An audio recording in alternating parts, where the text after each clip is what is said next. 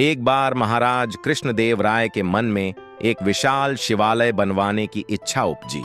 उन्होंने मंत्री को बुलाकर आदेश दिया कि शिवालय के लिए कोई उपयुक्त स्थान खोजा जाए। इसके लिए मंत्री ने नगर के समीपवर्ती जंगल के एक भूखंड को चुना। तुरंत ही उस स्थान की सफाई का कार्य प्रारंभ हो गया।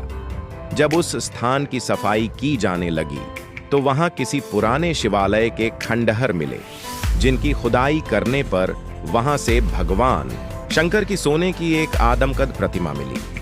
सोने की उस ठोस मूर्ति को देखकर मंत्री के मन में लालच आ गया और उसने उसे उठवाकर चुपचाप अपने घर पहुंचवा दिया।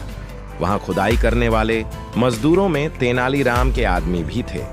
उन्होंने इस बात की इत्तला तुरंत ही तेनालीराम को दे दी। सुनकर तेनालीराम चुप रहा और मौके का इंतजार करने लगा।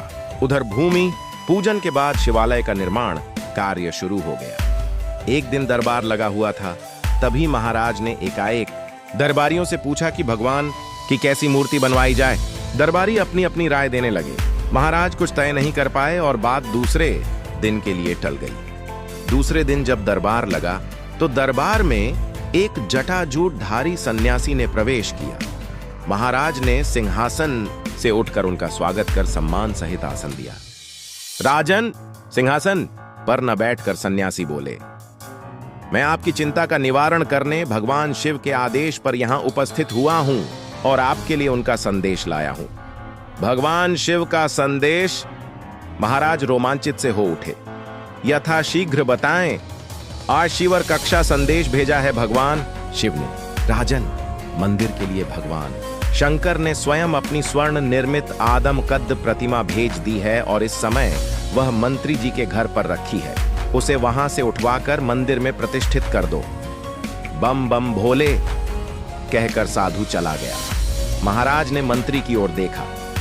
मंत्री तो पहले ही हकबकाया सा था कि उस साधु को प्रतिमा की बात कैसे पता चली, मगर अब चूंकि पोल खुल चुकी थी, अतः उसने स्वीकार किया कि प्रतिमा खुदाई में प्राप्त हुई थी।